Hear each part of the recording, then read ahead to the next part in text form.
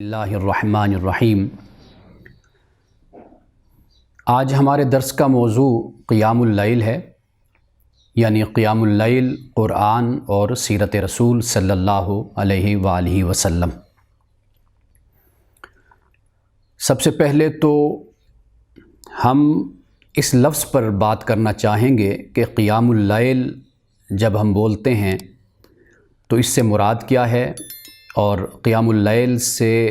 ملتے جلتے الفاظ جو قرآن میں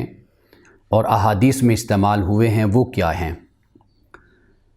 ایک تو قیام اللیل کا مطلب ہے رات کو جاگنا، اس سے ہرگز یہ مراد نہیں ہے کہ ساری رات جاگنا۔ جب ہم احادیث پڑھتے ہیں تو اس میں جو اسلوب اختیار کیا گیا یا قرآن مجید میں، وہ اسلوب یہ ہے کہ کچھ دیر کے لیے جاگنا، یعنی وہ رات کا تہائی بھی ہو سکتا ہے، وہ 2/3 بھی ہو سکتا ہے، وہ نصف بھی ہو سکتا ہے، وہ اس سے کم اور زیادہ بھی ہو سکتا ہے، وہ کچھ لمحوں کے لیے جاگنا بھی ہو سکتا ہے۔ تو قیام اللیل سے مراد ہرگز یہ نہیں خیال کیا جانا چاہیے کہ اس سے مراد یہ ہے کہ ساری رات جاگا جائے۔ قیام اللیل کے علاوہ تراویح کا لفظ بھی ہم استعمال کرتے ہیں، اور صلاۃ التہجد جسے ہم کہتے ہیں تہجد، یہ بھی استعمال کرتے ہیں۔ قیام اللیل کے علاوہ رمضان المبارک کے لیے قیام رمضان، احادیث میں قیام رمضان کے الفاظ بھی آتے ہیں، من قام رمضان، کہ جس نے رمضان میں قیام کیا، ایمان و احتسابا غفر لہ ما تقدم من ذنبہ، کہ اس کے گزشتہ گناہ معاف کر دیے گئے، ایمان اور احتساب کی نیت سے جس نے رمضان میں قیام کیا۔ اور اسی طرح وطر کا لفظ بھی قیام اللیل ہی کے لیے استعمال ہوتا ہے، یعنی رات کے جاگنے کے لیے، عبادت کے لیے۔ تو اس طرح تقریباً کوئی 5 الفاظ یہ بنتے ہیں۔ ایک قیام اللیل ہو گیا، تہجد ہو گئی، قیام رمضان، تراویح، وطر، یہ 5 الفاظ ہم کہہ سکتے ہیں کہ یہ رات کی عبادت کے لیے، خواہ وہ کچھ وقت کے لیے ہو، اس کے لیے اس کو استعمال کیا جاتا ہے۔ اب تہجد کسے کہتے ہیں؟ در حقیقت تہجد کا مطلب ہوتا ہے چھوڑ دینا، یہ لغوی معنی ہو جاتا ہے۔ اور کسے چھوڑتا ہے انسان؟ نیند کو چھوڑتا ہے، آرام کو چھوڑتا ہے، اور اللہ سبحانہ و تعالیٰ کے لیے انسان اپنے آرام، اپنے سکون اور اپنی نیند کو چھوڑ کر اٹھتا ہے، وضو کرتا ہے۔ رسول اللہ صلی اللہ علیہ وسلم کا طریقہ تو یہی تھا کہ آپ جب نیند سے بیدار ہوتے تو آپ اٹھ کر بیٹھتے اور قرآن مجید کی کچھ آیات کو پڑھتے، تلاوت کرتے، اور مسواک بھی فرماتے تھے۔ مسواک تو آپ کی پسندیدہ چند عادات میں سے اور معمول میں سے یہ مسواک کرنا شامل تھا۔ رسول اللہ صلی اللہ علیہ وسلم نے یہ بھی فرمایا کہ اگر ایسا ممکن ہوتا اور تمہاری تکلیف کا خیال نہ ہوتا تو یہ لازم کر دیتا کہ بھئی تم ہر نماز سے پہلے تم مسواک کرو۔ یہ رسول اللہ صلی اللہ علیہ وسلم کی سنت ہے۔ اور رمضان المبارک میں روزہ دار ایسا نہیں ہے کہ احادیث میں جو الفاظ ہیں وہ بو کے ہیں، بدبو کے نہیں ہیں، اس لیے روزہ دار بھی اس چیز کا خیال رکھے کہ وہ روزے کی حالت میں بھی مسواک بھی کر سکتا ہے، برش بھی کر سکتا ہے، ٹوتھ پیسٹ بھی استعمال کر سکتا ہے، لیکن اس بات کا خیال کیا جانا چاہیے کہ یہ استعمال غیر محتاط طریقے سے نہ ہو، اس طرح نہ ہو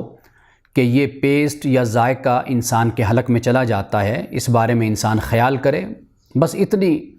ذمہ داری ہے اور اتنا لازم ہے ایک روزہ دار پر،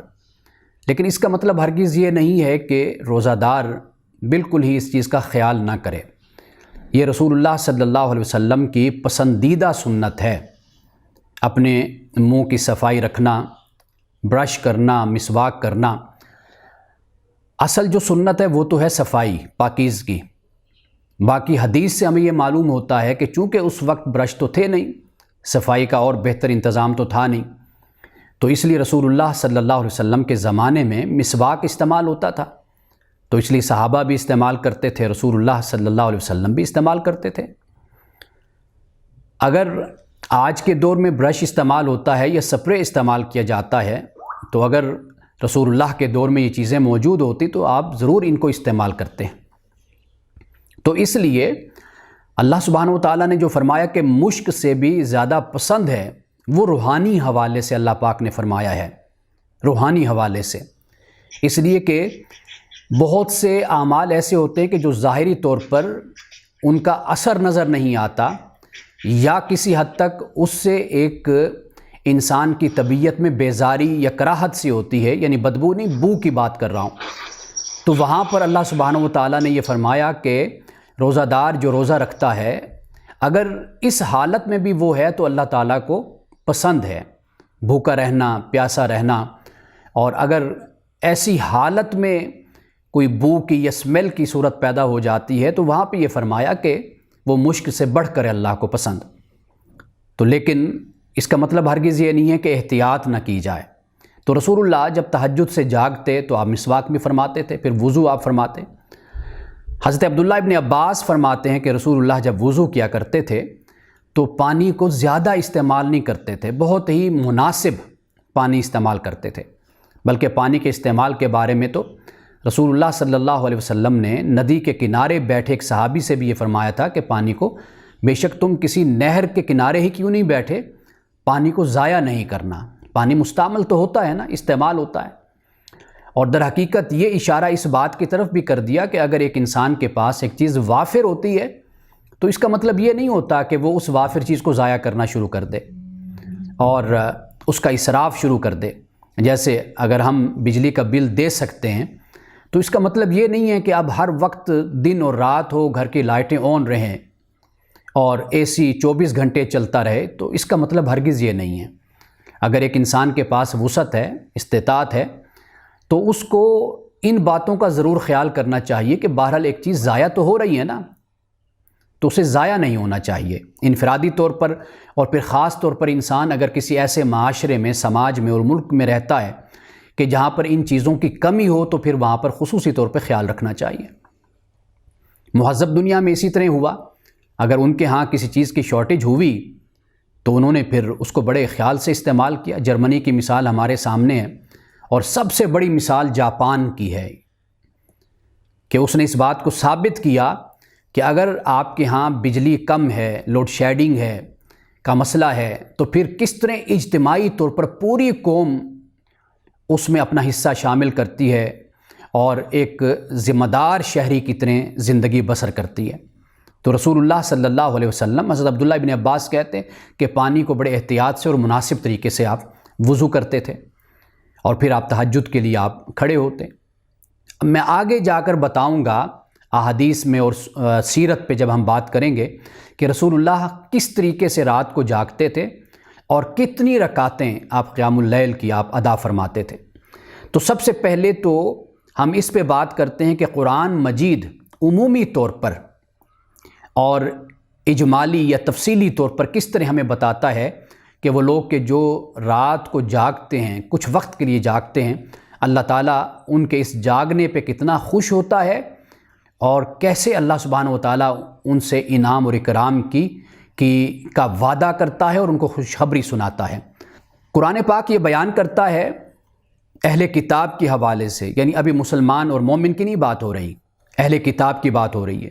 کہ یہ جاگنا رات کا یہ کس طرح انسان کو حق کی طرف لاتا ہے اور سچ کی طرف لاتا ہے۔ سورۃ آل عمران کی آیت نمبر ہے 113 اینڈ 114، 113 114۔ اس میں فرمایا لیسوا سواء من اہل الکتاب، کہ اہل کتاب سب ایک جیسے نہیں ہیں،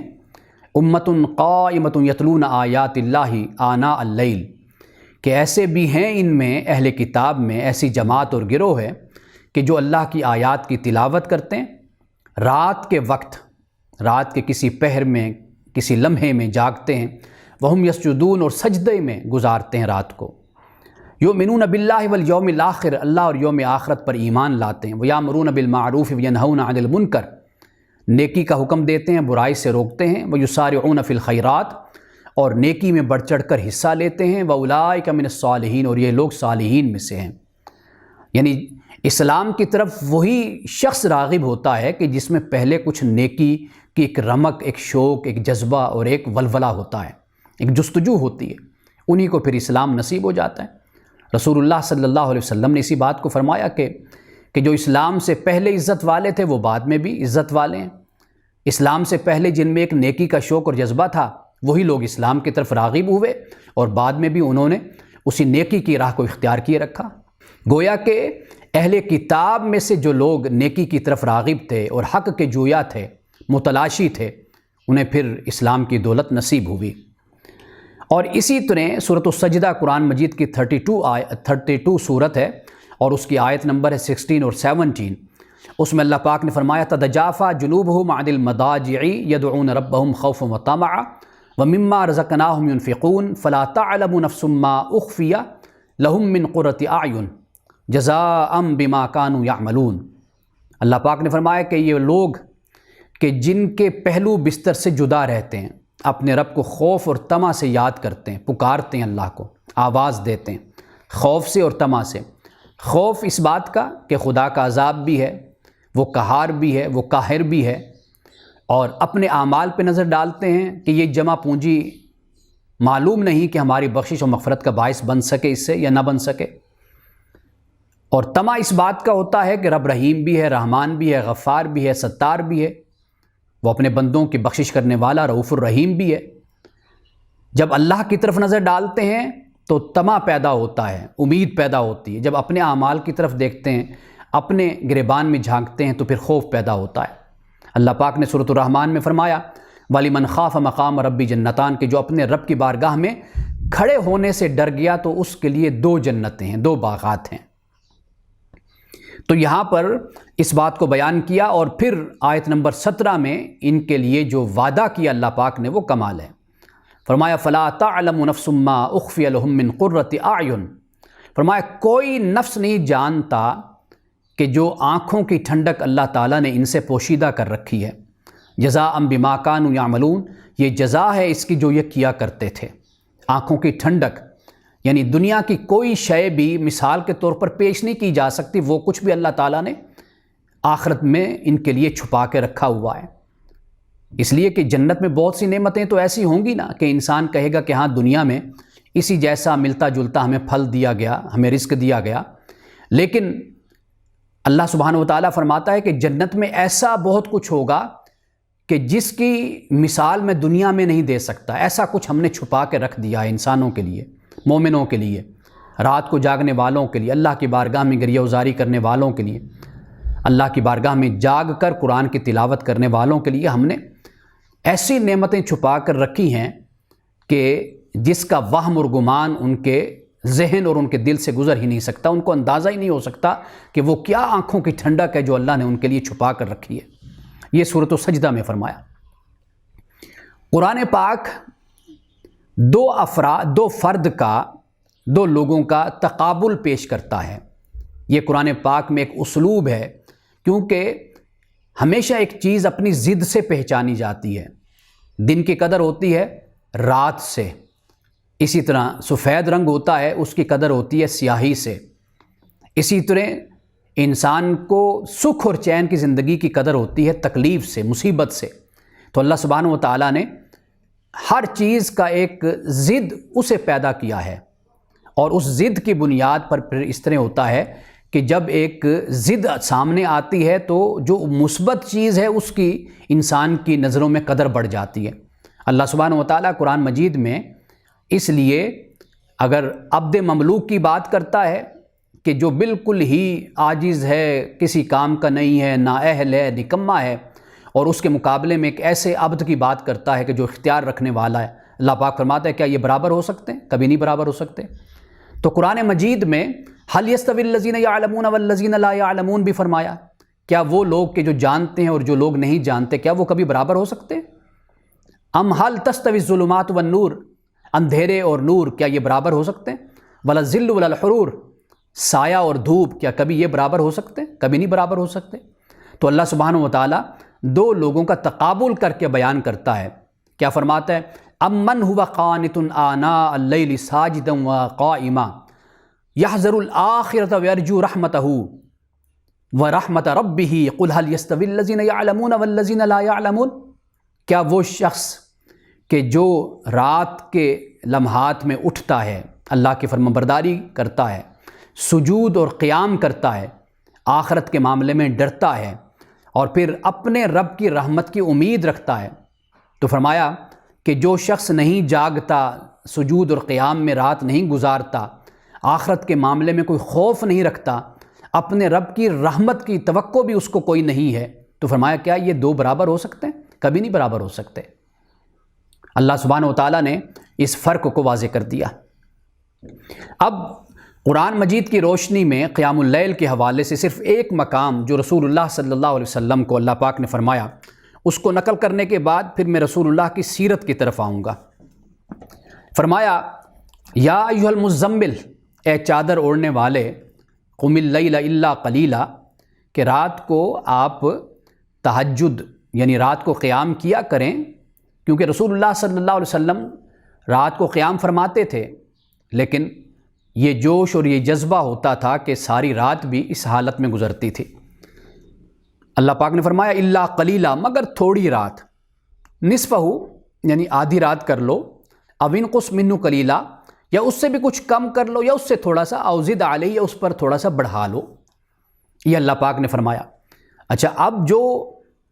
رات کو جاگنا ہے، قیام کرنا ہے، رسول اللہ صلی اللہ علیہ وسلم کو اللہ پاک نے فرمایا، تو پھر کرنا کیا ہے؟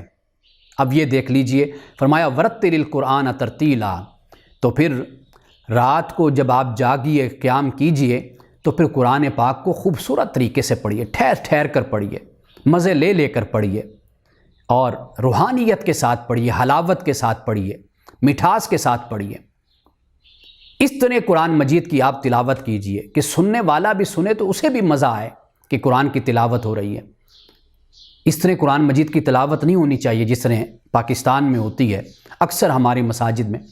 اور یہ تعلیم اور یہ تربیت اور یہ نصیحت میں اکثر مقامات پہ کرتا ہوں کہ قرآن مجید کو مکمل کرنا رمضان المبارک میں یہ فرض کہیں بھی نہیں ہے۔ آپ قرآن مجید کے 10 پارے پڑھ لیجئے تراویح میں، قیام اللیل میں آپ 5 پڑھ لیجئے، 15 پڑھ لیجئے، 3 سال میں قرآن ختم کر لیجئے، 5 سال میں کر لیجئے ختم، لیکن قرآن مجید اس طرح پڑھیے کہ جو اللہ کی بارگاہ میں قبولیت کا درجہ پائے۔ اس طرح مت پڑھیے کہ آپ قرآن مجید کی تلاوت آپ کر رہے ہیں اور سوائے تھکاوٹ کے اور سوائے تکلیف کے کھڑے ہونے کے آپ کو کچھ بھی نہ ملے، جس نے رسول اللہ صلی اللہ علیہ وسلم نے روزے والے کے بارے میں، روزہ دار کے بارے میں فرمایا کہ کئی لوگ ایسے ہیں کہ جو جھوٹ کو نہیں چھوڑتے، جھوٹ پر عمل کرنا نہیں چھوڑتے۔ حضور نے فرمایا کہ فلیس للہ حاجہ، کہ اللہ سبحانہ و تعالیٰ کو اس کی کوئی ضرورت نہیں ہے ان یدع طعامہ و شرابہ، کہ وہ کھانا پینا چھوڑ دے۔ مقصود تو یہ روزے سے تھا ہی نہیں کہ بس کھانا پینا چھوڑنا ہے، روزے سے مقصود تو یہ تھا کہ جس طرح کھانا پینا چھوڑنا ہے، اسی طرح غیبت کو بھی چھوڑنا ہے، جھوٹ کو بھی چھوڑنا ہے، اسی طرح اپنی آنکھوں کی اور اپنے کانوں کی، اپنی زبان کی حفاظت بھی کرنی ہے۔ جس طرح کھانے سے اپنی حفاظت کرتے ہو، پینے سے اپنی حفاظت کرتے ہو، خود کو بچاتے ہو، تو روزے کا تو مقصد یہ تھا۔ اسی طرح جب قرآن کی تلاوت کرنی ہے تو قرآن کی تلاوت کا مقصد کوئی دوڑ تو نہیں ہے، کوئی مسابقت اور مقابلہ تو نہیں ہے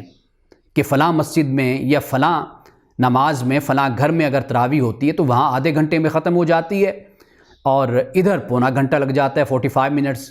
تو یہ 15 منٹ کیوں اوپر لگ رہے ہیں؟ تو لہٰذا ایسی سپیڈ پکڑو کہ اگر کہیں پر آدھے گھنٹے کی تراویح ہوتی ہے تو ادھر 25 منٹ میں ختم ہو جائے، تو اس کا کیا ثواب ہے؟ یعنی انسان اپنے کام کے مقصود پر نظر رکھے نا۔ اصل تو قرآن کی تلاوت اور مزہ یہ ہوتا ہے کہ آپ قرآن کو اس طرح پڑھ رہے ہوں کہ ایسے لگے جیسے علامہ اقبال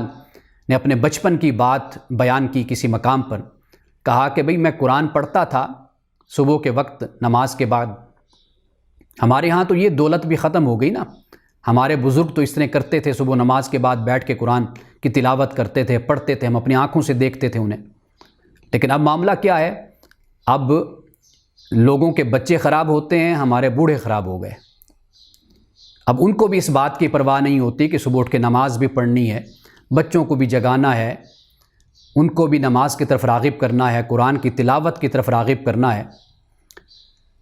تو اب تو بدقسمتی یہ ہے کہ یہ بھی ایک وبال ہے، ایک مصیبت ہے، ایک عذاب ہے کہ جو مسلمان کا گھر ہے اور وہ صبح کے وقت ایسے خاموش اور سکوت ہوتا ہے کہ جیسے یہاں پہ کوئی رہتا ہی نہیں ہے۔ تو قرآن کی تلاوت تو اس طرح ہونی چاہیے نا کہ انسان کے دل کی سیاہی دھلے۔ تو علامہ اقبال کہتے ہیں کہ میں جب نماز پڑھ کے صبح قرآن پڑھتا تھا، ایک دفعہ والد صاحب آئے، دیکھا، پوچھا بیٹا کیا کر رہے ہو؟ میں نے کہا قرآن مجید پڑھ رہا ہوں۔ دوسری دفعہ دوسرے دن پھر آئے، پھر کہنے لگے بیٹا کیا پڑھ رہے ہو؟ میں نے کہا جی قرآن مجید پڑھ رہا ہوں۔ تیسرے دن آئے، پھر پوچھا بیٹا کیا پڑھ رہے ہو؟ کہا قرآن پڑھ رہا ہوں۔ تو کیسے پڑھ رہے ہو؟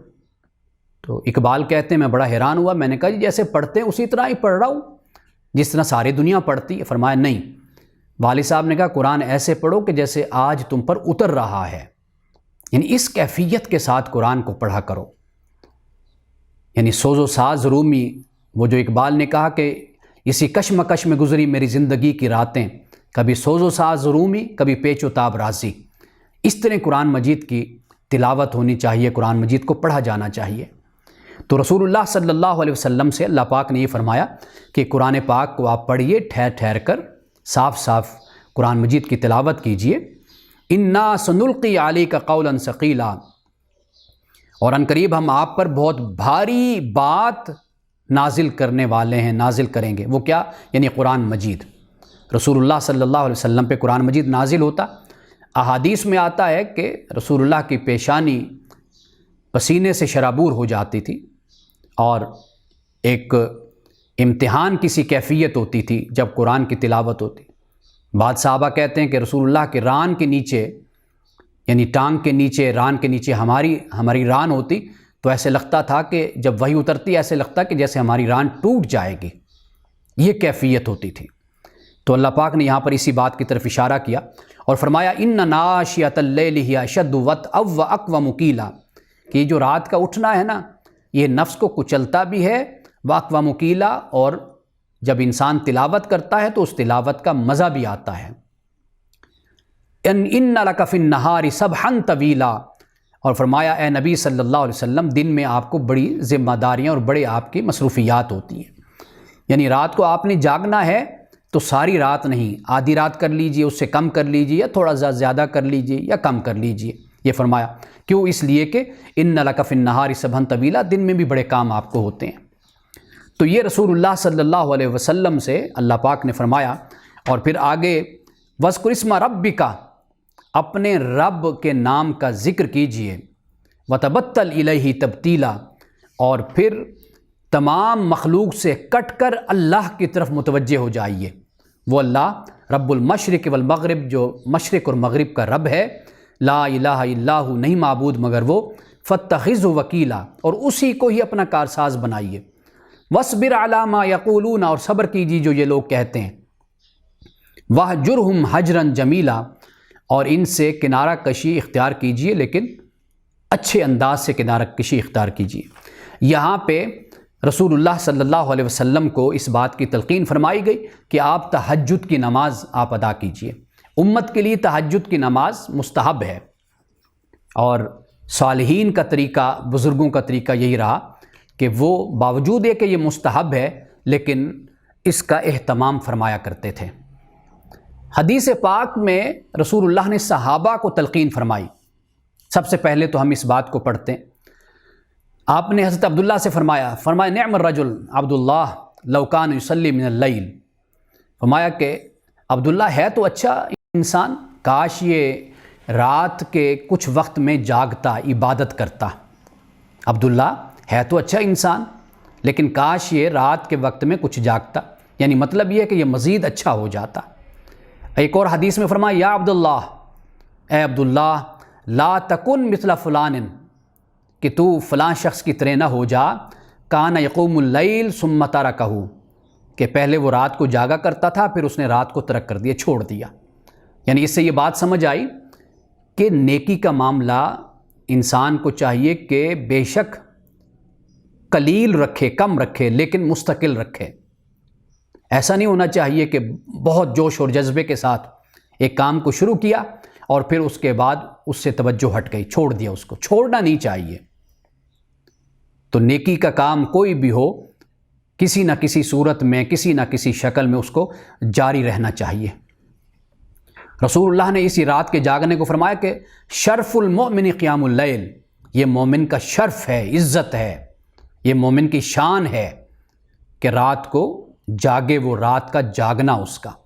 یہ جو اس سے پہلے میں نے ایک حدیث پڑھی نا کہ جس میں فرمایا کہ کاش عبداللہ رات کو کچھ دیر کے لیے جاگتا، یہاں پر من کا لفظ استعمال کیا ہے۔ من اللیل سے مراد یہی ہوتا ہے کہ کچھ وقت کے لیے رات کو جاگنا۔ من عربی زبان میں کہتے ہیں کہ یہ من تبعیدیہ ہے،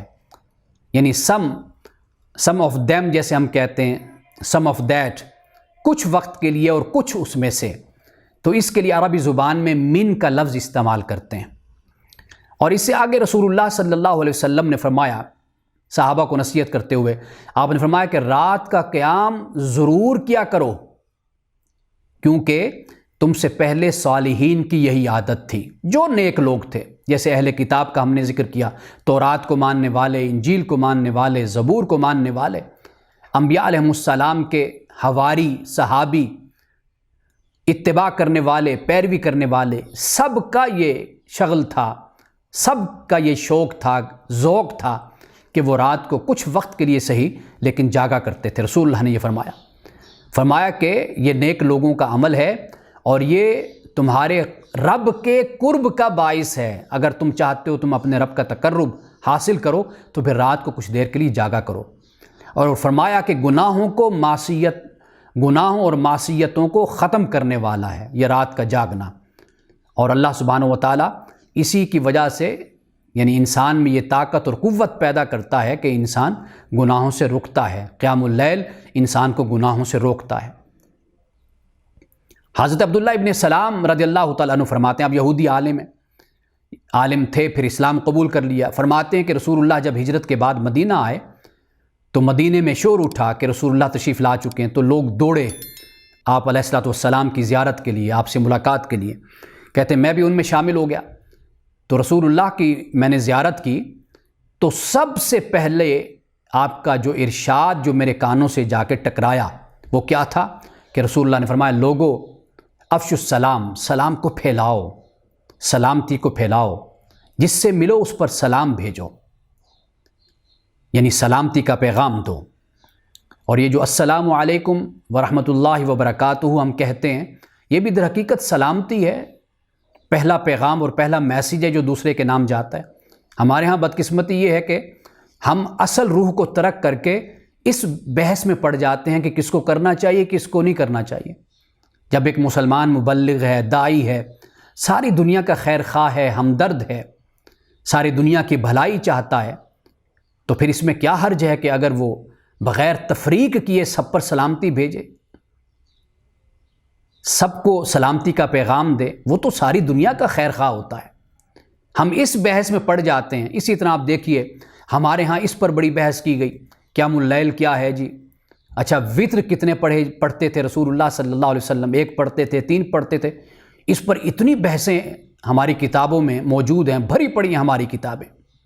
لیکن جو اسلام کا اصل مقصود تھا اس سے تو توجہ ہٹ گئی۔ یعنی اکثریت تہجد کی نماز نہیں پڑھے گی، قیام اللیل نہیں کرے گی، کچھ دیر کے لیے رات کو نہیں جاگے گی، لیکن نہ جاگنے والے اس بحث میں ضرور پڑھیں گے کہ جی وطر کی تعداد کتنی ہے اور قیام اللیل کتنا ہونا چاہیے، کیا رکعتیں ہونی چاہیے، اس پر تو بحث سارے کریں گے، لیکن اس کا نقصان یہ ہوا کہ جو اصل مقصود تھا دین کا،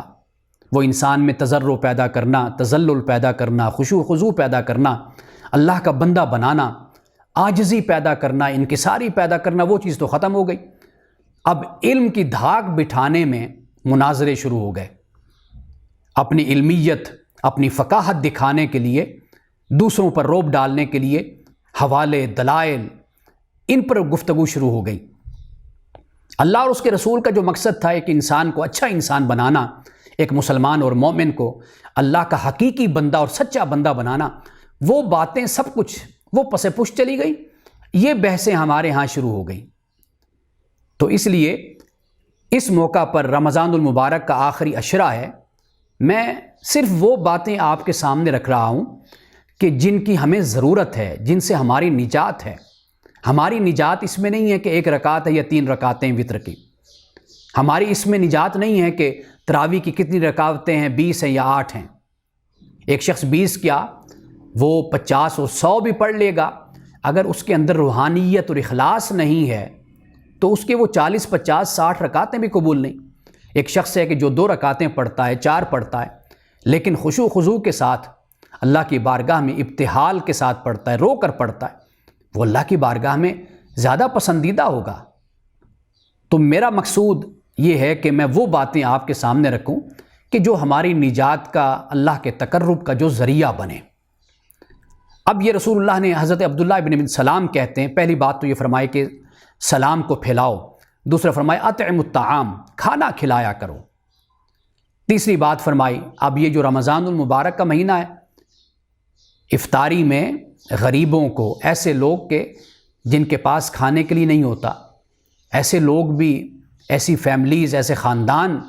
ہم جانتے ہیں، دیکھتے ہیں کہ جن کو سال بھر گوشت بھی کھانے کو نہیں ملتا، اچھا کھانا نہیں ملتا، ایسے خاندان بھی ہیں. رسول اللہ صلی اللہ علیہ وسلم نے جب یہ فرمایا کہ اطعموا الطعام، کھانا کھلاؤ، اور خاص طور پر افطاری کا اہتمام کرنے کی تلقین فرمائی، وہ تلقین اسی بنیاد پر تھی کہ اس کا بڑا اجر، بڑا ثواب ہے کہ کسی غریب کی خدمت کی جائے، کسی روزہ دار کہ جس کے پاس اگر اتنی نعمتیں نہیں ہیں، اس کو اچھی سہولت کے ساتھ اس کا روزہ کھلوا دیا جائے. ہمیں در حقیقت اس بات کی تلقین کی گئی. اس معاملے میں بھی ہم ایک اور بدعت کا شکار ہو گئے. وہ بدعت یہ ہو گئی کہ ہم نے خود بڑے بڑے کھانے بنانا شروع کر دیے اور لوگوں کو بلانا شروع کر دیا، اور بڑے بڑے افطار پارٹیز ہمارے ہاں ارینج ہونا شروع ہو گئی. یہ ایک رسم کی صورت تو ہو سکتی ہے، ایک روایت تو ہو سکتی ہے کہ ہمارے خاندانوں میں، ہمارے معاشرے میں، گھروں میں بڑی بڑی دعوتیں ہوتی ہیں، جس طرح ہم پورا سال کرتے رہتے ہیں. لیکن رمضان المبارک میں اگر ثواب کی نیت ہو، تقرب کی نیت ہو، تو پھر ان لوگوں کا حق ہوتا ہے کہ جو اس کے حقدار ہوتے ہیں. تو ایک بات تو کھانا کھلانے کی فرمائی، اور آپ نے تیسری بات یہ فرمائی صلہ رحمی کرو، اور چوتھی بات فرمائی کہ جب لوگ سو رہے ہوں تو اٹھ کر قیام اللیل کرو، رات کو اٹھ کے اللہ کی عبادت کرو. فرمایا جب یہ تم کرو گے تو پھر جنت میں تم سلامتی کے ساتھ داخل ہو جاؤ گے. ایک مقام پہ رسول اللہ نے فرمایا، آپ نے فرمایا کہ جنت میں کچھ محل ایسے ہیں کہ جن کے اندر سے باہر کا منظر اور باہر سے اندر کا منظر نظر آتا ہے، صاف دکھائی دیتا ہے. یعنی ایسے محل ہیں جنت میں. ایک اعرابی، ایک صحابی کھڑے ہو جاتے ہیں، عرض کرتے ہیں یا رسول اللہ صلی اللہ علیہ وسلم، وہ کیسے حاصل ہو سکتا ہے کہ ایسا خوبصورت محل جو ٹرانسپیرنٹ، یعنی آپ باہر کھڑے ہوں تو اندر کے نظارے دیکھیں اور اندر ہوں تو باہر کے نظارے نظر آئیں، آپ کو منظر نظر آئے. تو رسول اللہ نے کیا فرمایا؟ رسول اللہ نے فرمایا کہ جو اچھی بات کہے، ایک بات تو یہ فرمائے، دوسرا فرمایا کہ کھانا جو کھلائے، تیسری بات فرمائی جو باقاعدگی سے روزے رکھے، اور چوتھی بات فرمائی آپ نے فرمایا کہ لوگ جب سو رہے ہوں تو پھر نماز ادا کرے. یعنی ایک بات نہیں فرمائی آپ نے یہاں پر فرمایا اچھی بات جو کہے، دوسری بات فرمائی کھانا کھلائے، تیسری بات فرمائی باقاعدگی سے روزے رکھے، چوتھی بات پھر فرمائی کہ جو رات کو جب لوگ سو رہے ہوں تو پھر اٹھ کے اللہ کی عبادت کر لے. تو یہ مسند احمد کی یہ حدیث ہے. اور یہ بھی رسول اللہ نے فرمایا، آپ نے فرمایا کہ ماہ رمضان کے بعد سب سے زیادہ افضل ایک تو محرم کے روزے،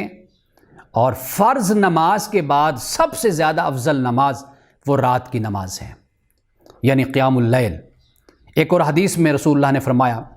رسول اللہ نے فرمایا کہ اللہ کو تمام نفل نمازوں میں سب سے زیادہ محبوب نماز اگر کوئی ہے تو وہ صلاۃ داود ہے. اب صلاۃ داود کیا ہے؟ رسول اللہ نے فرمایا کہ صلاۃ داود یہ ہے کہ آدھی رات سونا اور پھر اٹھ کر تہائی رات عبادت کرنا اور پھر آخری حصے میں پھر آرام کرنا. فرمایا کہ یہ صلاۃ داود ہے، حضرت داود علیہ السلام کی نماز ہے. حضرت داود علیہ السلام اقتدار، ریاست، سب کچھ اللہ نے عطا کیا، دنیا جہاں کی ساری نعمتیں عطا کی، لیکن حضرت داود روزہ بھی رکھتے تھے اور پھر آپ رات کی نماز بھی ادا کیا کرتے تھے. اب رسول اللہ صلی اللہ علیہ وسلم کا طریقہ کیا تھا؟ حضرت عائشہ صدیقہ رضی اللہ تعالی عنہا روایت کرتی ہیں، مختلف احادیث ہیں آپ سے جو روایت ہیں، آپ فرماتی ہیں کہ کان نبی صلی اللہ علیہ وسلم یصلی من اللیل 13 رکعۃ منها الوتر ورکعۃ الفجر، کہ رسول اللہ صلی اللہ علیہ وسلم 13 رکعتیں آپ ادا کرتے تھے، 13 رکعتیں، اور انہی 13 رکعتوں میں وتر بھی ہوتے تھے اور 2 رکعتیں فجر کی بھی ہوتی تھیں، یعنی 5 رکعتیں یہ ہو گئی اور باقی رکعتیں تہجد کی ہو جاتی تھیں، 3 وتر کی، 13 رکعتیں حضرت عائشہ صدیقہ بیان کرتی ہیں۔ ایک اور حدیث میں، ایک اور روایت میں بیان کرتی ہیں، فرماتی ہیں کہ رمضان اور غیر رمضان میں 11 رکعتوں سے زیادہ نہیں پڑھا کرتے تھے، یعنی یہ 11 رکعتیں بن گئی اور ان میں وتر بھی شامل ہو گئے اور 2 رکعتیں فجر کی اگر علیحدہ کر دی جائیں تو 13 رکعتیں پھر وہی بن جاتی ہیں۔ آپ پہلے 4 رکعتیں پڑھتے، اور حدیث کے الفاظ کیا ہیں؟ حدیث کے الفاظ یہ ہیں کہ لا تسأل عن حسنہن وطولہن، کہ رسول اللہ صلی اللہ علیہ وسلم 4 رکعت پہلے پڑھتے، 4 رکعتیں پڑھنے کے بعد پھر حضرت عائشہ کیا فرماتی ہیں؟ فرماتی ہیں کہ رسول اللہ کی ان 4 رکعتوں کی خوبصورتی اور ان کی طوالت کے بارے میں مت پوچھ، یعنی لمبائی کے بارے میں، خوبصورتی اور لمبائی کے بارے میں مت پوچھ۔ پھر آپ فرماتی ہیں کہ 4 رکعتیں رسول اللہ پھر پڑھتے، پھر یہی آپ نے فرمایا کہ رسول اللہ کی ان 4 رکعتوں کے حسن، خوبصورتی اور طوالت یعنی لمبائی کے بارے میں مت پوچھ۔ یہ کل رکعتیں پھر 8 بن جاتی ہیں، پھر رسول اللہ 3 رکعتیں پڑھتے تھے۔ یہ ایک روایت میں یہ بھی بیان ہوتا ہے، یعنی مختلف اوقات میں رسول اللہ نے مختلف طریقے سے تہجد کی نماز پڑھی، قیام اللیل فرمایا، لیکن حضرت عائشہ صدیقہ رضی اللہ تعالی عنہا یہ بھی بیان کرتی ہیں کہ 13 رکعتیں آپ ادا فرماتے تھے، جن میں 3 رکعتیں وتر کی ہو جاتی تھی اور 2 رکعتیں فجر کی جو سنتیں جنہیں آج ہم کہتے ہیں وہ بھی شامل ہو جاتی تھیں۔ اور اسی طرح حضرت مسروق کہتے ہیں کہ حضرت عائشہ صدیقہ رضی اللہ تعالیٰ عنہ سے پوچھا رسول اللہ کی نماز کے بارے میں، یہ بھی فرمایا کہ 7 و 9 و 11 سوا رکعت الفجر، کہ رسول اللہ 7 بھی پڑھتے تھے، رسول اللہ 9 بھی پڑھتے تھے، رسول اللہ 11 بھی پڑھتے تھے، یعنی یہ مختلف ہیں، اور جو 2 رکعتیں فجر کی ہوتی تھی وہ اس کے علاوہ ہوتی تھی سنت۔ یعنی اب اس سے ہمیں یہ معلوم ہو گیا کہ رکعت 7 بھی ہیں، یعنی 7 سے مراد یہ ہے کہ 4 نفل پڑھ لیے تہجد کے اور 3 شامل کر لیے وتر کے، اور اسی طرح 6 پڑھ لیے تہجد کے اور 3 پڑھ لیے وتر کے، اور اسی طرح 9 پڑھ لیے 8 پڑھ لیے تہجد کے اور باقی 3 رکعتیں شامل کر لی وتر کی، تو اس طرح یہ 11 بن گئیں۔ تو یہ مختلف تعداد ہمیں حضرت عائشہ صدیقہ رضی اللہ تعالیٰ عنہ سے معلوم ہوتی ہیں، یعنی اب جس انسان کی جتنی ہمت ہے وہ اس کے مطابق تہجد کی نماز ادا کر سکتا ہے۔ رسول اللہ کا صلی اللہ علیہ وسلم کا اسوہ دونوں صورتوں میں ہمارے سامنے آتا ہے۔ اب یہ جو الفاظ ہیں خاص طور پر یہ بڑے پیارے الفاظ ہیں کہ یہ جو فرمایا کہ لا تسأل عن حسنہن وطولہن، کہ 4 رکعتیں پڑھنے کے بعد پھر رسول اللہ 4 رکعتیں پڑھتے تھے، فرمایا کہ ان کا جو حسن اور ان کی جو طوالت تھی اس کے بارے میں مت پوچھ، یعنی کیا خوبصورتی تھی اور کیا اس کی طوالت تھی اس کے بارے میں تو مجھ سے مت پوچھ، اس لیے کہ رسول اللہ کبھی بڑی لمبی رکعت بھی فرمایا کرتے تھے، یعنی قرآن کی قرات کرتے، جیسے سورۃ البقرہ کی تلاوت ہوتی، سورۃ آل عمران بھی پڑھ لیتے تھے، اور کبھی ایسا بھی ہوتا کہ ایک ہی آیت پر رسول اللہ رات گزار دیتے تھے، اللہ کی بارگاہ میں خشوع خضوع کرتے ہوئے، تضرع کرتے ہوئے، روتے ہوئے۔ ایک روایت کے مطابق ان تعذبہم فإنہم عبادک وان تغفر لہم فإنک انت العزیز الحکیم، کہ آپ نے اس آیت کی تلاوت پر، یہ سورۃ المائدہ کی آخر میں جا کر اللہ پاک حضرت عیسیٰ علیہ السلام کے حوالے سے یہ بیان کرتا ہے، بیان فرماتا ہے ان تعذبہم فإنہم عبادک، اگر تو ان کو عذاب دے تو تیرے بندے، وَإِن تَغْفِرْ لَهُمْ، اور اگر تو ان کو معاف کر دے، فَإِنَّكَ أَنْتَ الْعَزِيزُ الْحَكِيمُ، کہ بے شک تو غالب حکمت والا ہے۔ رسول اللہ صلی اللہ علیہ وآلہ وسلم آپ اسی آیت کی تلاوت کرتے اور روتے، اور پھر اللہ کی بارگاہ میں یہی عرض کرتے، یا امتی، یا اللہ میری امت، اپنی امت کے لیے آپ دعا کرتے۔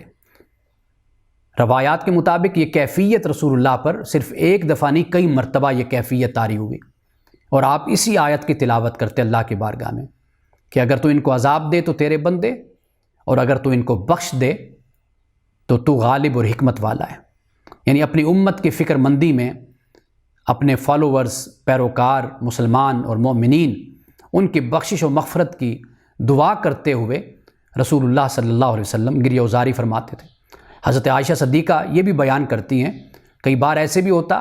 کہ رسول اللہ اتنا لمبا قیام فرماتے تھے کہ آپ کے ٹخنے، آپ کے پاؤں مبارک سوج جایا کرتے تھے، ان پہ ورم آ جاتا تھا۔ یہ کیفیت بھی رسول اللہ پہ طاری ہوتی تھی۔ تو اس طرح مختلف کیفیات کا ذکر اور مختلف رکعتوں کا ذکر اور مختلف تعداد کا ذکر ہمیں ملتا ہے، اور یہ بھی ملتا ہے کہ آپ لمبی صورتوں کی تلاوت بھی فرماتے تھے، کئی صورتیں آپ پڑھتے تھے، یہ بھی ملتا ہے۔ یہ بھی ملتا ہے کہ ایک آیت پر آپ رات گزارتے تھے، اور یہ بھی روایت میں آتا ہے کہ رسول اللہ صلی اللہ علیہ وسلم جب سجدے میں جاتے اور اللہ کی تسبیح کرتے، اللہ کو یاد کرتے، تو آپ کے سینہ اطہر سے، سینہ مبارک سے اس طرح آواز آتی تھی کہ جیسے ہنڈیا ابلتی ہے تو آواز آتی ہے، یعنی آپ اس طرح گریہ وزاری کرتے تھے، آپ روتے تھے۔ تو یہ کیفیت مختلف اوقات میں مختلف کیفیات تھی جو رسول اللہ پہ طاری ہوتی، اور احادیث میں اسی کو بیان کیا گیا۔ کسی مقام پر رکعت 7 ہیں، کسی مقام پر 9 ہیں، کسی مقام پر 11 ہیں، اس سے کم بھی ہو سکتی، یعنی ایک شخص اگر 2 رکعت پڑھتا ہے اور 3 رکعت وتر کی شامل کر لیتا ہے تو 5 رکعتیں بن جاتی ہیں۔ ایسا بھی کوئی پڑھنا چاہے تو اس طرح بھی پڑھ سکتا ہے، 4 رکعتیں اور 3 رکعتیں وتر کی کر سکتا ہے، 6 رکعتیں 3 رکعتیں وتر کی کر سکتا ہے، 8 رکعتیں 3 رکعتیں وتر کی کر لے، تو یہ یعنی کم از کم 2 رکعتیں تو ہوں گی، ان کے ساتھ 3 رکعت وتر کی شامل کر لیتا ہے، یہ بھی ہے۔ لیکن یہ بات یاد رکھیے کہ اللہ سبحانہ وتعالیٰ نے اپنے رسول کو قرآن کی تلاوت کی تلقین فرمائی۔ تسبیح و تحلیل کرنا، اللہ کا ذکر کرنا، یہ بھی بہت اچھا عمل ہے، لیکن سب سے بہترین عمل یہ ہے کہ تہجد میں، قیام اللیل میں قرآن کی تلاوت کی جائے، قرآن کو سمجھا جائے، قرآن کو باترجمہ پڑھا جائے، قرآن پہ تدبر تفکر کیا جائے، غور و فکر کیا جائے۔ یہ اللہ پاک نے جب رسول اللہ کو قیام اللیل کے بارے میں فرمایا تو وہاں پر اسی بات کی تلقین فرمائی، ورتل القرآن ترتیلا، اس بات کا حکم دیا کہ قرآن پاک کو آپ نے پڑھنا ہے اور اچھے طریقے سے ٹھہر ٹھہر کر آپ نے قیام اللیل میں قرآن کی تلاوت کرنی ہے۔ قرآن تو رسول اللہ پر اترا تھا، لیکن رسول اللہ کو پسند یہ تھا کہ کوئی رسول اللہ کو قرآن سنائے۔ حضرت عبداللہ ابن مسعود یہ فرماتے ہیں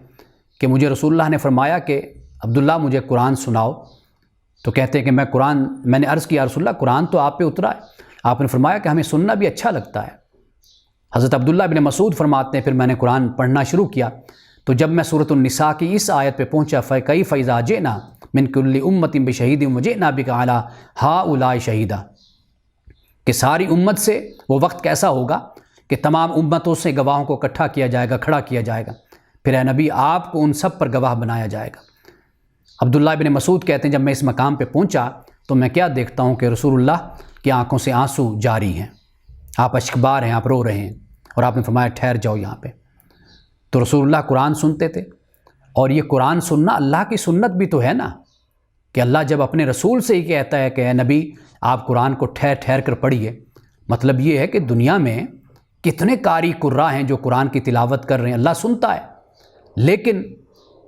نبی اور رسول کی زبان سے قرآن کا سننا یہ اس کا علیحدہ ایک لطف اور ایک علیحدہ سرور ہے۔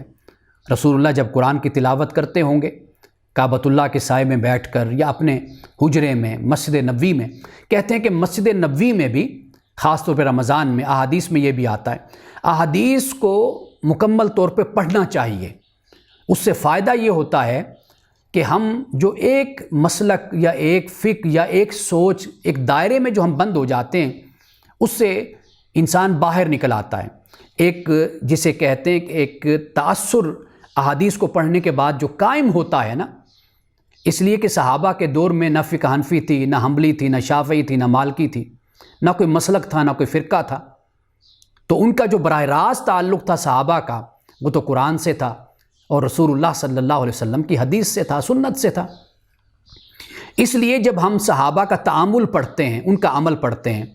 اور جب رسول اللہ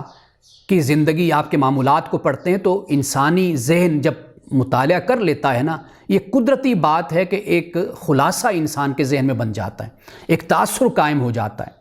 اس تأثر کا بڑا فائدہ ہوتا ہے انسان کو، عمل کرنے میں، عبادت کرنے میں، تلاوت کرنے میں وہ بہت آسانی ہو جاتی ہے۔ اگر آپ ایک چیز کو اختیار کر لیتے ہیں، پھر اس کے بعد جب دوسرے آپ کے پاس دلائل آتے ہیں، پھر آپ پریشان ہو جاتے ہیں کہ جی ادھر بھی یہ کچھ ہے، ادھر بھی یہ کچھ ہے۔ لیکن جب آپ ایک حدیث کو جو اس موضوع سے متعلق ہیں، جب ان کا مطالعہ آپ کر لیتے ہیں نا، تو آپ کو خود معلوم ہو جاتا ہے کہ رسول اللہ کا عمل کیا تھا۔ جیسے میں نے آپ کو بتایا کہ بجائے اس کے کہ آپ ایک خاص تعداد تک رک کر بیٹھ جائیں، نہ آپ کم کریں نہ زیادہ کریں، تو آپ یہ دیکھیں رسول اللہ کا عمل کیا تھا۔ احادیث میں، روایات میں یہ بھی آتا ہے کہ رسول اللہ نے بیٹھ کر بھی تہجد کو پڑھا، یعنی کبھی تھکاوٹ بیٹھ کر پڑھ لیا، جب فریش تھے، تازہ دم تھے، کھڑے ہو کر آپ نے تہجد کی نماز ادا کی۔ کبھی ایسا بھی ہوا مختصر نماز ادا کر لی، کبھی کیفیت طاری ہوئی تو اس کیفیت میں ساری رات بھی گزر گئی، کبھی ایسا بھی ہوا ایک آیت پر اللہ کی بارگاہ میں روتے رہے اور اسی ایک آیت کو ہی دہراتے رہے، اسی میں رات گزار دی، اسی میں تہجد مکمل کر لی۔ ایسا بھی ہوا کہ کئی صورتیں، بڑی بڑی صورتیں پڑھ لی۔ تو یہ مختلف حالتیں ہیں، کیفیتیں ہیں، ان کو ضرور مد نظر رکھیے۔ اور یہ جب احادیث کا ذخیرہ انسان پڑھ لیتا ہے، بخاری شریف کو دیکھ لیجئے، مسلم شریف کو دیکھیے، آپ مسند امام احمد کا اس مقام پر مطالعہ کیجئے، امام مالک کا موطا اس کو پڑھ لیجئے، اس کے علاوہ دیگر، جب ان سب کا مطالعہ ہوتا ہے تو پھر ایک ذہن میں انسان کے تأثر قائم ہو جاتا ہے اور پھر عمل کرنے میں آسانی ہوتی ہے۔ تو میں عرض یہ کر رہا تھا کہ رمضان المبارک میں ایک جگہ تھی، یعنی مسجد نبوی میں آپ کہہ لیجئے ایک حجرہ سا، ایک مقام تھا جہاں پہ رسول اللہ تشریف رکھتے تھے۔ اب آپ پہلی رات آئے تہجد کی نماز کے لیے، صحابہ نے دیکھا تو وہ آپ کی اقتداء میں کھڑے ہو گئے۔ اسی طرح دوسری رات، پھر تیسری رات رمضان المبارک میں، لیکن چوتھی رات رسول اللہ تشریف نہیں لائے۔ فرمایا کہ مجھے اس بات کا ڈر تھا کہ کہیں یہ لازم نہ ہو جائے تم پر۔ یہ کیا نماز تھی؟ یہ تہجد کی ہی کی نماز تھی جو پھر تراویح آج ادا کی جاتی ہے، اس کو عشاء کے ساتھ ملا لیا گیا۔ سیدنا فاروق اعظم رضی اللہ تعالیٰ عنہ، گمان غالب گمان یہی ہے کہ رسول اللہ کے اس عمل کو دیکھا سیدنا فاروق اعظم نے، اور پھر آپ نے اپنے دور حکومت میں، یعنی ابتدائی دور میں 10 سال آپ کی حکومت ہے، آپ کا اقتدار اور خلافت ہے۔ ابتدائی دور میں جب آپ نے دیکھا مسجد نبوی میں لوگ مختلف حالتوں میں بیٹھے ہوئے ہیں، علیحدہ علیحدہ نمازیں پڑھ رہے ہیں، تو آپ نے فرمایا کہ مل کر اکٹھے ہو کر ایک امام کے پیچھے نماز پڑھ لو، اور اس کو آپ نے بدعت قرار دیا۔ اب یہ بدعت اس اصطلاحی معنی میں نہیں ہے، بلکہ اس بدعت سے مراد یہ ہے کہ بھئی ایک اچھا کام ہے، تم علیحدہ علیحدہ ہو کر ٹولیوں میں، یا علیحدہ ایک شخص ادھر کھڑا ہے ایک شخص ادھر کھڑا ہے، اس کے بجائے کیوں نہ تم ذرا ایک اجتماع کی صورت میں کھڑے ہو کر اللہ کی عبادت کر لو، قیام اللیل کر لو۔ تو یہ سیدنا فاروق اعظم رضی اللہ تعالیٰ عنہ سے اس کا آغاز ہوتا ہے، اور پھر امت نے اس کو اختیار کر لیا، اور اختیار کر لیا تو اچھی بات ہے کہ نماز ادا کرتے ہیں، قرآن سنتے ہیں، قرآن پڑھتے ہیں، مل جل کر اللہ کی عبادت کرتے ہیں، تو اس لیے اس پر کوئی اعتراض نہیں ہوا۔ لیکن ہمارے ہاں رکعتوں پر پھر بحث اور مناظرے شروع ہوئے، 8 رکعتیں ہیں جی، 20 رکعتیں، حالانکہ یہ مستحب عمل ہے، اس میں آپ 8 کیا 20 کیا، آپ اس سے بھی کہیں اضافہ کر لیں۔ حضرت امام مالک اور مالکی فقہ سے تعلق رکھنے والے لوگ وہ اس سے بھی زیادہ رکعتیں ادا کرتے ہیں، غالباً کوئی 39 یا 40 یا اس کے قریب کہیں پر ان کی تعداد بنتی ہے۔ اب دیکھیے وہ کتنی، وہ کہتے ہیں کہ جی چونکہ ہم مسجد حرام میں نہیں ہیں اور ہم اس سے علیحدہ ہیں، یا مسجد نبوی میں بھی نہیں ہیں، جس مقام پر ہیں ہم نے رکعت میں اضافہ کر دیا تاکہ ہمیں ثواب زیادہ نصیب ہو۔ اگر ہم مسجد حرام میں ہوتے تو ہمیں زیادہ ثواب ملتا، چونکہ اب مسجد حرام میں نہیں ہیں جو سب سے بڑا عبادت کا گھر ہے اللہ کی، اور جس میں نماز پڑھنے کا ثواب بہت زیادہ ہے، تو جب ہم ادھر نہیں پڑھ رہے جہاں پڑھ رہے ہیں تو لہٰذا ہم نے رکعتوں میں اضافہ کر کے اپنے ثواب میں اضافہ کر لیا ہے، تو وہ اس سے بھی زیادہ رکعتیں ادا کرتے ہیں۔ تو اس پہ لڑنے اور اختلاف کرنے کی کیا ضرورت ہے؟ اصل مقصود تو یہ ہے کہ اللہ کا تقرب ہو، یہ تطوع ہے، نفل ہے، استحباب ہے، اچھا عمل ہے، اس کو امت نے اختیار کر لیا، اور بلکہ اسی کی وجہ سے لوگوں نے قرآن سمجھنا اور سمجھانا بھی شروع کر دیا۔ یہ ایک موقع بن گیا لوگوں کے لیے، اپرچونٹی ہو گئی، اس سے لوگوں نے فائدہ اٹھایا۔ آخر میں چند باتیں اعتکاف کے حوالے سے بیان کروں گا۔ اعتکاف کا مطلب تو ہوتا ہے ٹھہرنا، گوشہ نشینی اختیار کرنا اور چمٹ جانا، یہ اعتکاف کا مطلب ہوتا ہے۔ اور سورۃ البقرہ میں جہاں پہ ہم نے روزے کی فرضیت پہ بات کی تھی، رمضان کے چند مسائل کو ہم نے بیان کیا تھا، وہاں پر اللہ تعالیٰ نے وَأَنْتُمْ عَاكِفُونَ فِي الْمَسَاجِدِ یہ فرمایا کہ جب تم مساجد میں اعتکاف کرنے والے ہو، اعتکاف میں بیٹھے ہو، تو وہاں پر ہم نے بڑی تفصیل کے ساتھ اس پر بات کی تھی۔ تو گویا کہ قرآن مجید میں اعتکاف کا ذکر موجود ہے، رسول اللہ نے بھی اعتکاف فرمایا، اور آخری سال آپ نے زیادہ، یعنی آخری عشرہ نہیں بلکہ آپ نے پورا مہینہ ہی آپ نے اعتکاف فرمایا۔ اور ویسے 10 دن اعتکاف روایت میں آتا ہے، اور پھر رسول اللہ نے جو اعتکاف فرمایا بعد میں ازواج مطہرات نے بھی اس اعتکاف کو جاری رکھا، اور پھر مسجد نبوی میں ازواج مطہرات نے اعتکاف کیا تھا۔ اعتکاف کا مطلب تو میں نے آپ کو بتایا، ٹھہرنا، چمٹ جانا اور گوشہ نشینی اختیار کرنا۔ چونکہ گوشہ نشینی اختیار کی جاتی ہے اور انسان مسجد میں بیٹھ جاتا ہے، جس طرح ایک سائل، ایک گداگر بیٹھ جاتا ہے نا، در نہیں چھوڑتا اور لے کر اٹھتا ہے کچھ نہ کچھ، اسی طرح اعتکاف کی یہی شکل بن جاتی ہے کہ دنیاوی جو علائق ہیں، تعلقات ہیں، ان سے انسان بالکل علیحدہ ہو کر اللہ کی بارگاہ میں آ جاتا ہے، اللہ کی بارگاہ میں بیٹھتا ہے، دعا کرتا ہے، قرآن پڑھتا ہے، اللہ تعالیٰ سے التجا اور گزارش کا سلسلہ جاری رکھتا ہے۔ اب مسئلہ جو ہمارے ہاں بیان ہوتا ہے وہ ہے عورتوں کے اعتکاف کے حوالے سے، یعنی چونکہ ہمارے ہاں مساجد میں پہلے نماز کی بھی جگہ نہیں ہوتی، حالانکہ پاکستان کے علاوہ یعنی ہمارے ہاں رواج نہیں ہے لیکن باقی دنیا میں رواج ہے۔ آپ یورپ جاتے ہیں، امریکہ جاتے ہیں، آپ ترکی جاتے ہیں، ملائیشیا جاتے ہیں، اور دیگر ممالک میں آپ دیکھتے ہیں کہ وہاں پر خواتین کے لیے بھی اور بچوں کے لیے بھی وہاں پر مسجد میں انتظام ہوتا ہے، خواتین بھی نماز پڑھتی ہیں، بلکہ بچوں کے لیے ایسی جگہ انہوں نے بنا رکھی ہوتی ہے جیسے ہم جوائے لینڈ کہتے ہیں، ایسی جگہ جہاں پر بچے کھلونے ہوتے ہیں، ان کا وقت گزرتا ہے، وہ کھیل لیتے ہیں، یا کتابیں، بچوں کی لائبریریز ہوتی ہیں، بچے کتابیں پڑھ لیتے ہیں۔ ہمارے ہاں ایسا رجحان نہیں ہے، تو اس لیے خواتین مسجد میں تو اعتکاف نہیں بیٹھ سکتی، تو واضح بات ہے گھر میں بیٹھیں گے۔ تو گھر میں وہ مقام جو مسجد کے لیے ہم خاص کرتے ہیں، یعنی نماز کے لیے خاص کرتے ہیں، یہاں بیٹھ کے قرآن کی تلاوت کرتے ہیں، تو وہاں پر خواتین اعتکاف کر سکتی ہیں، وہاں پر بیٹھ سکتی ہیں۔ تو یہ اعتکاف تو 10 دن کا بھی ہے، آپ کی مرضی ہے، چند گھنٹوں کا، چند لمحات کا بھی اعتکاف ہوتا ہے، اور رمضان المبارک کا اعتکاف یہ 10 دن کا یعنی اعتکاف ہے جو رسول اللہ نے فرمایا۔ اب خواتین جب گھر میں بیٹھیں گی تو واضح بات ہے کہ ان کا ملنا جلنا، ان کا طرز زندگی وہ تو نہیں ہوگا جو اعتکاف سے باہر ہوتا ہے، تو یہاں پر کہیں نہ کہیں تو فرق تو محسوس ہوگا اور معلوم ہونا چاہیے کہ واقعی یہ خاتون اعتکاف میں بیٹھی ہوئی ہے۔ اب اعتکاف کا کچھ لوگوں نے یہ سمجھ لیا کہ جی بالکل آپ کسی سے بات نہیں کر سکتے، منہ لپیٹ کر پھریں۔ بہت سے لوگوں کو ہم نے دیکھا وہ منہ چھپا کے پھر رہے ہوتے ہیں اعتکاف میں، حالانکہ اس کی بھی کوئی ضرورت نہیں ہوتی۔ بس یہ ہوتا ہے کہ خیال کیا جانا چاہیے کہ ایک معمول کی زندگی آپ کی ہوتی ہے جو آپ گزارتے ہیں۔ آپ ذرا رمضان المبارک کا جائزہ لیں گے نا کہ رمضان المبارک اور باقی 11 مہینے ہیں، ان میں کتنا فرق نظر آتا ہے، یعنی ایک روزہ اور پھر نمازوں کا اہتمام، قرآن کی تلاوت کا اہتمام، ایک فرق نظر آتا ہے۔ اور اسی طرح جو آخری 10 دن ہوتے ہیں ان کا فرق،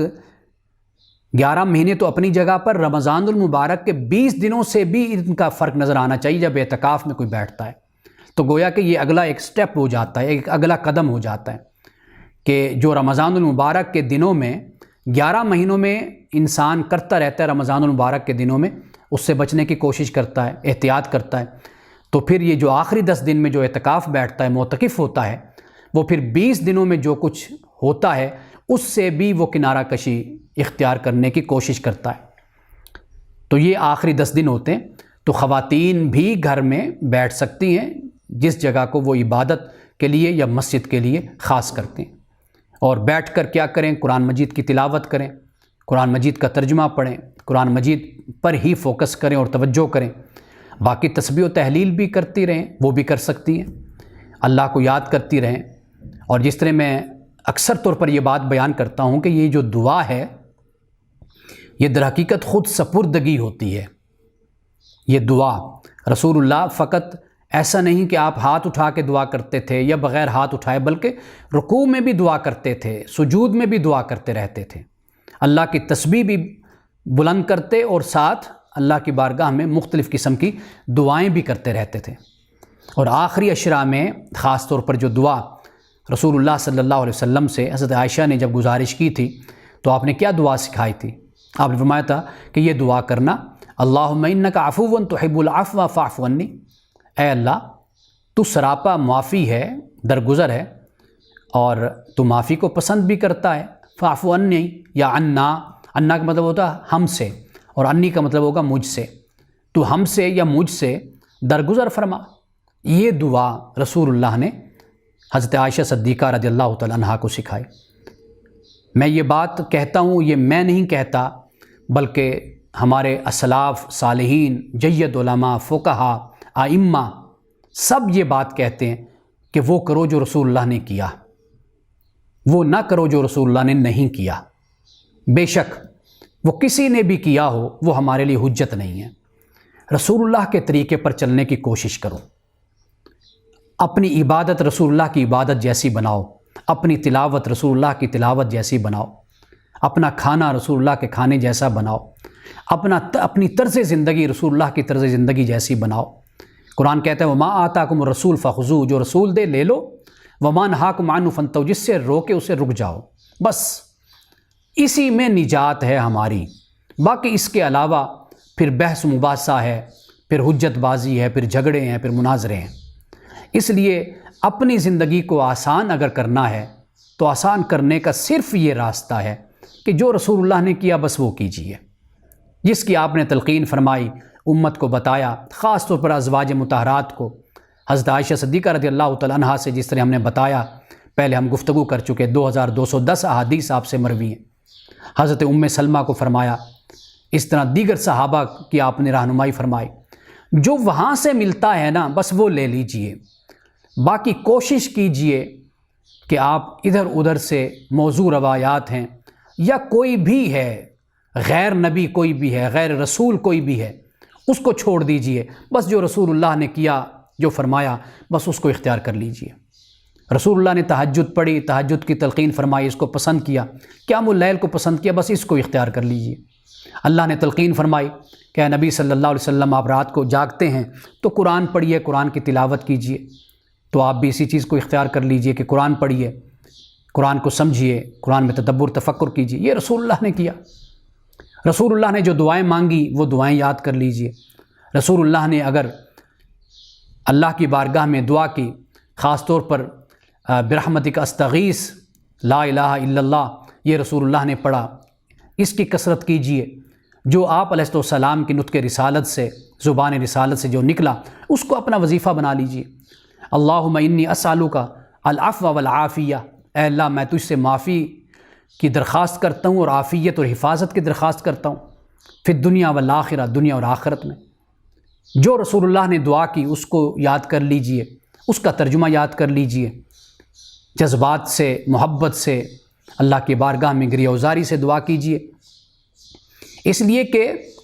غلو کا راستہ نہیں اختیار کرنا چاہیے، کبھی بھی نہیں اختیار کرنا چاہیے۔ اور ہمیشہ یاد رکھیے کہ غلو کا راستہ اسی عقیدت کی وجہ سے، شوق عبادت میں، شوق زہد میں، شوق تلاوت میں، شوق قرأت میں اور نیکی میں آگے بڑھنے کے شوق کی وجہ سے کئی غلو اور کئی بدعات ہماری زندگیوں میں داخل ہو جاتی ہیں۔ اور نیت اچھی ہوتی ہے، یعنی شوق ہوتا ہے، جذبہ ہوتا ہے کہ ہم نیکی کا کام کریں، لیکن اسی شوق میں معلوم ہی نہیں ہوتا کہ ہم جادہ اعتدال سے، راہ اعتدال سے ہٹ گئے، صراط مستقیم سے ہم ہٹ گئے، اسلام کی راہ سے ہٹ گئے، ہمیں اس بات کا پتہ ہی نہیں چلتا۔ پھر ہوتا کیا ہے، آج میں نے ایک کام کیا، مجھے دیکھ کر میری اولاد نے کیا، میری بیوی نے کیا، پھر مجھے دیکھ کر کے چونکہ یہ ایک درس دیتے ہیں، عالم ہیں، انہوں نے یہ باتیں بیان کر دی ہیں، یہ ایسے کرتے ہیں، تو لہٰذا پھر اس کے بعد بات پھیلتی چلی گئی، لوگوں نے اس کو اختیار کر لیا، عوام نے پھر اختیار کر لیا، وہ ایک بدعت بن گئی، معاشرے میں عام ہوتے چلی گئی۔ ایک ماں ہے، ایک باپ ہے، وہ کوئی کام کرتے ہیں تو اولاد دیکھتی ہے، پھر اولاد سے آگے اولاد دیکھتی چلی جاتی ہے۔ کل پھر جب اولاد کہتی ہے نا اپنی ماں کو یا اپنے باپ کو کہ امی جان کہ ابو جان ایسے تو نہیں ہے قرآن میں، یا رسول اللہ کی سنت تو نہیں، پھر آگے سے کیا جواب ملتا ہے، تمہیں کیا پتہ، میرے والدین ایسے کرتے تھے، میرے امی ابو ایسے کیا کرتے تھے۔ اب یہ امی ابو جو ایسا کرتے تھے، اب یہ کوئی دلیل تو نہیں ہے کہ امی ابو ایسا کرتے تھے، دلیل تو یہ ہے کہ رسول اللہ نے کیا یا نہیں کیا، قرآن میں ہے یا نہیں ہے، رسول اللہ کی سیرت اور سنت میں ہے یا نہیں ہے، دلیل تو یہ ہے۔ تو یاد رکھیے، جب بھی کوئی بدعت کا آغاز ہوتا ہے، کسی نئے کام کا آغاز ہوتا ہے دین میں، وہ ہمیشہ اسی طرح ہی ہوتا ہے، نیک نیتی کے ساتھ اور بڑی اچھی نیت کے ساتھ ایک کام کا آغاز کیا جاتا ہے۔ یہ نہیں دیکھا جاتا کہ اس کی قرآن میں اجازت ہے یا نہیں ہے، یا رسول اللہ نے ایسا کیا یا نہیں کیا۔ تو اس لیے کوشش کیجئے اپنی زندگیوں کو آسان کیجئے، اس لیے کہ اللہ کا دین آسان ہے، اس کو اختیار کیجئے۔ بس قرآن ہے، رسول اللہ کی سنت ہے، اس کو اختیار کر لیجئے اور یقین کیجئے نجات کا راستہ بھی یہی ہے، اور نجات کا راستہ بہت ہی آسان راستہ ہے۔ بارک اللہ لنا ولکم فی القرآن العظیم ونفعنا وإیاکم بالآیات والذکر الحکیم۔ صدق اللہ العظیم۔